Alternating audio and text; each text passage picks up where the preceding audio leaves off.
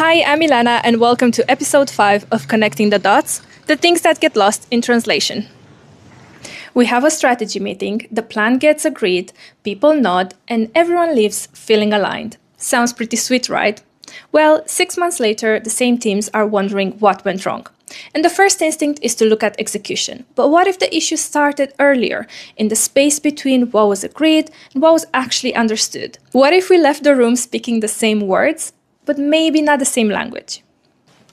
Think about how things get lost in translation.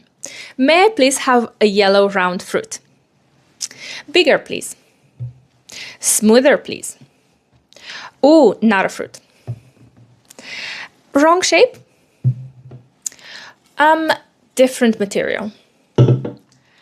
Oh, super, thank you so much. A yellow mango is exactly what we were looking for.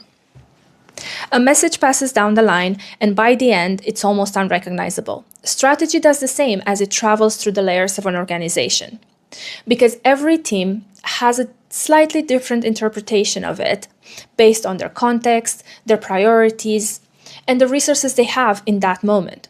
So you end up with versions that look similar on the surface, however, they're quietly diverging. Which makes you wonder, where is the translation layer in all of this? So what should we do? Well, we should start by testing the interpretation rather than the plan itself. Ask teams to define what success looks like in their own words, and the answers should reveal if there's a slight detour from the initial vision. During delivery, we can ask better questions than just, are we on the right track? We can check what trade-offs teams are making and what they're deprioritizing. Treat early misalignment as risk. Surface the differences, decide which interpretation wins, and lock that in.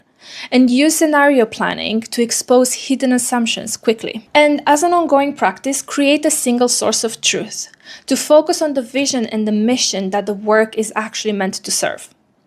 It's the anchor that everyone can come back to when things start to drift.